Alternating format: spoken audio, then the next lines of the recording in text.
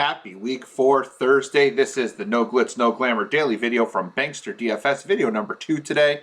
We're going to take a look at the NFL week 4 Thursday Night Football Showdown between the Jaguars and the Bengals. My name is Doug Shane, representing Bankster DFS, where we do cover more than just NFL. We cover all the sports, major sports, college sports, niche sports, daily pools, articles, the whole thing in our Slack chat. We really are covering everything, including preseason NHL, got preseason NBA on the way. Late in the season, PGA, MMA, we got it all. BanksterDFS.com in our Slack chat, including bonus channels like Sports Betting, Bankster University, which is our training wing, sports cards, collecting, and a partnership with Prize Picks DFS, where you can get a 100% deposit bonus match up to $100 on your first deposit using the promo code Bankster. There is a link in the description box for you there. Also, with your Bankster DFS membership, you do get daily player pools for all the major niche and college sports, the Slack chat, and award-winning articles and analysis from FSWA Writers of the Year like myself and Jeff Kaminsky, and a host of future FSWA award winners on Team Bankster. All of this for $3.99 per week or less if you sign up for the monthly or yearly subscription options. And please know that as long as you stay a member and do not cancel, your price will never increase for the duration of your membership. BanksterDFS.com, everything, all sports, all content, no hidden fees.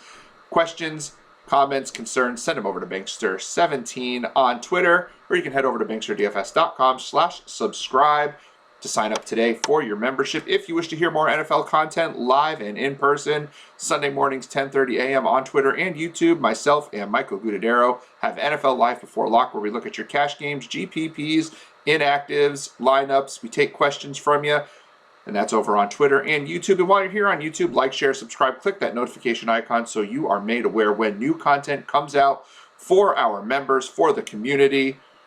Drop a comment. Let us know what you'd like to see. We do have other sports coming, not just NFL. But today we are going to talk NFL Thursday Night Football. Jaguars, Bengals, giving us, again, NFL quality content on a Thursday night. But you know what? I'm not complaining. April and May, when there's no other sports out there on a Thursday night that I want to watch. NBA's at the end of the season. NHL's heading towards the playoff. Baseball's barely throwing their first pitch. I'm begging for some football. So I'm very happy to have some football here on Thursday night. And, listen, doesn't matter what the game is. There's money to be made as long as we play our lineups correctly.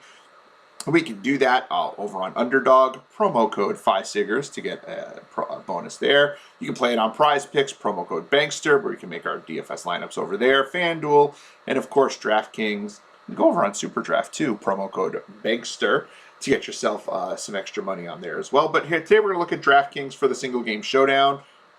Just quickly go through some lineups and how we're going to take a look at things. Most importantly, T. Higgins will not play in this game, so please get him out of your player pool. Cincinnati, 7.5-point favorite in this game, playing at home. That puts Joe Mixon right at the top of our target. He's going to be a wildly popular play, but that's okay. We can fade some of that high roster percentage by just not putting him as our captain. Or not stacking him with the Bengals defense, as the Bengals defense is expected to do some aggressive play and to force, put a lot of pressure on Trevor Lawrence, force sacks, turnovers, fumbles, interceptions, and the like. We can fade some of that high roster percentage by just not combining them or not using them in our captain spot. But look, Mixon has been a real volume hog this year in a good way.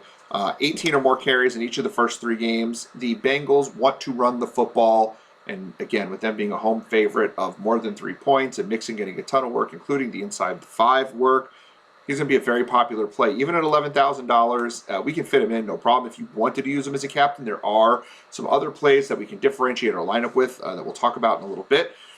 Mixon is a top play, will be wildly popular. Make sure to keep that in mind. For sure, he should be in your cash lineups for today. What we've noticed with the Bengals this year, though, is with Joe Mixon getting more carries, Joe Burrow is not getting the volume that we saw last year. Last year, Joe Burrow led the NFL in attempts before his injury. This year, not so much. Hasn't gone above 30 attempts in any single game. Had 1 game of 30 attempts, 1 of 27, and 1 of 18. Definitely not running the football coming off the injury from last year. Hasn't broken 18 and change fantasy points. Hasn't seen 19 or 20 fantasy points yet this year. And at 11-6, that is a big home favorite. Will Burrow Can Burrow do things? I mean, yeah, look, he's had 3, 2, and 2 touchdowns. Like, he's put up some decent numbers in terms of touchdowns, but the yardage hasn't been there. The volume's not there. The rushing's not there.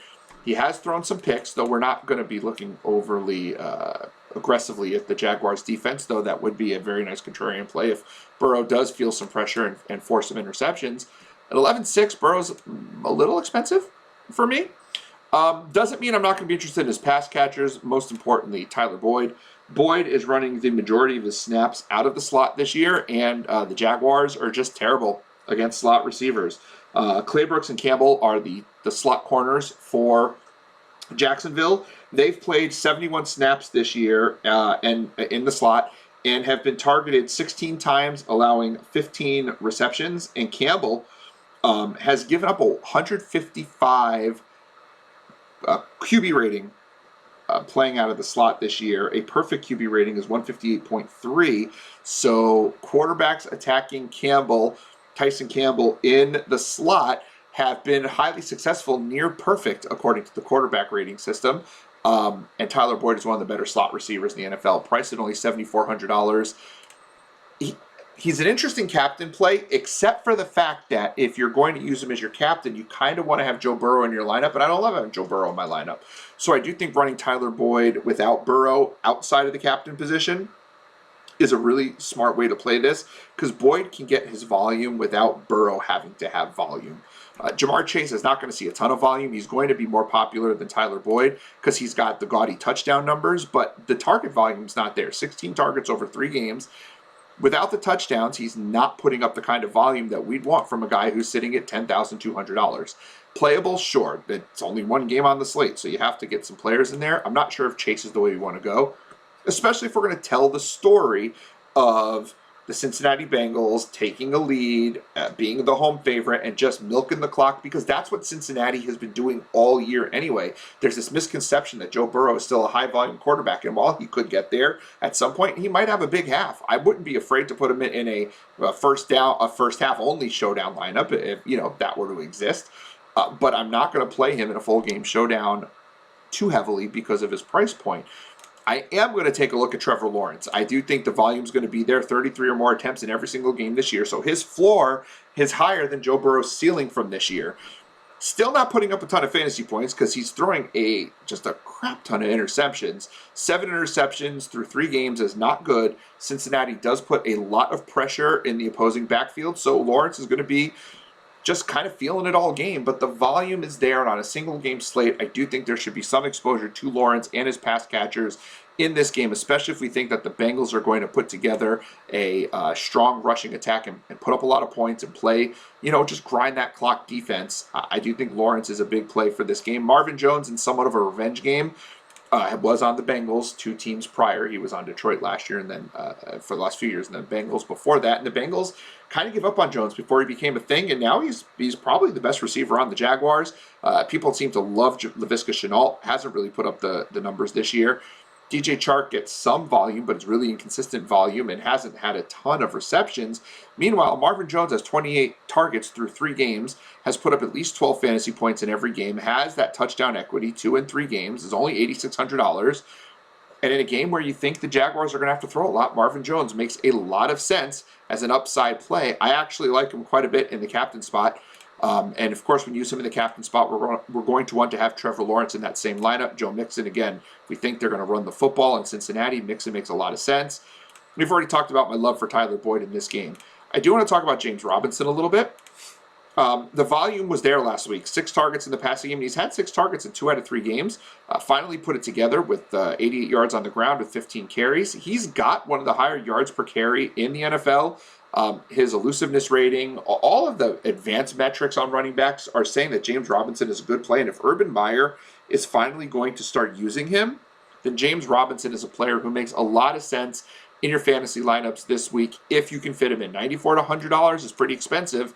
And as you can see with the lineup that I've started to configure, he does not fit into this lineup. I only have $8,300 left with Marvin Jones as my captain. I think Robinson will be in a lot of lineups that have the Bengals as their captain, or maybe Tyler Boyd as their captain, but then you're going to have to force in Burrow, and I don't love it. So I'm willing to, I like Robinson. He's in my pool, but in this particular lineup, he's going to be a fade.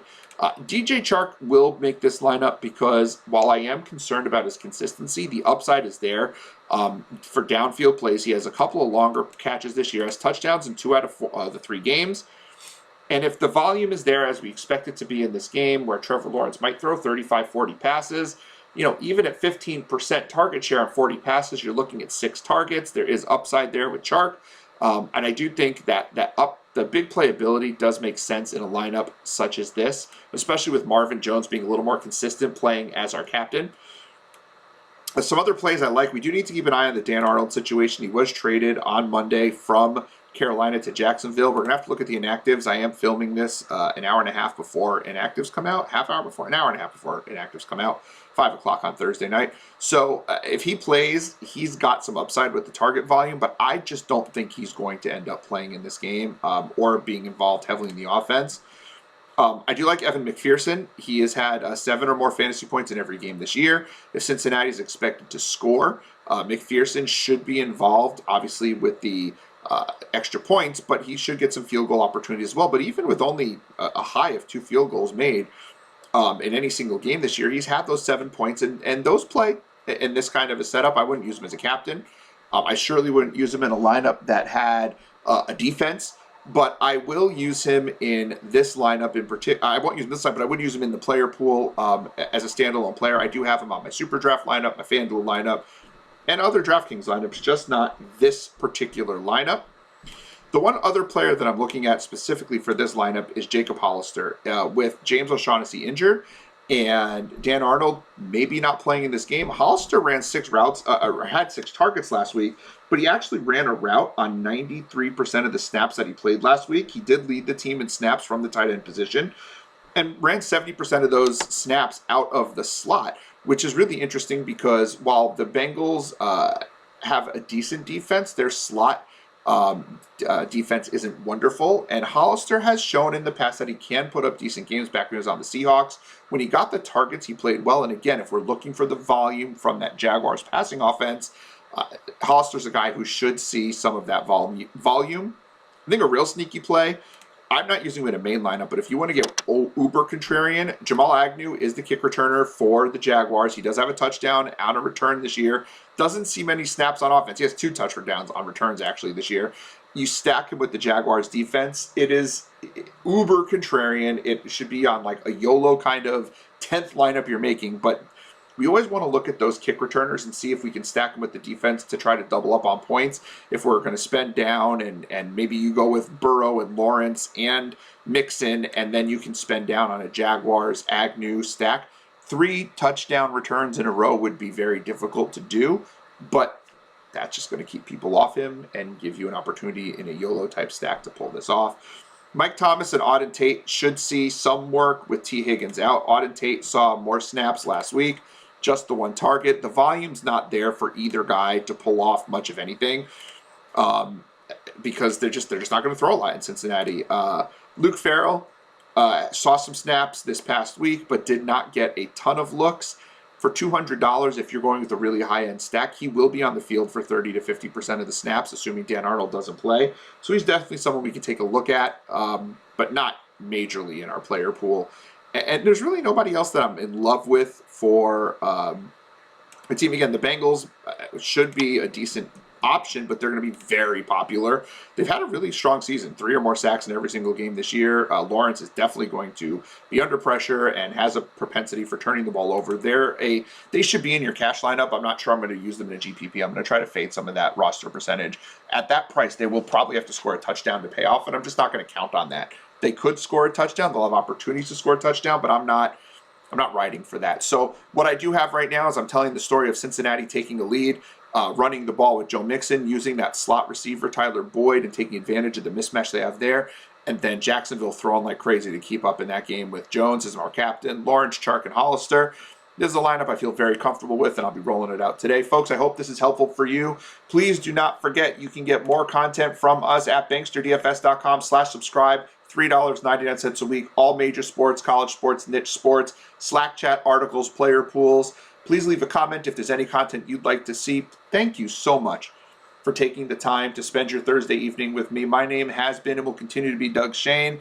This is BanksterDFS.com. Have a wonderful night. Enjoy your Thursday night football.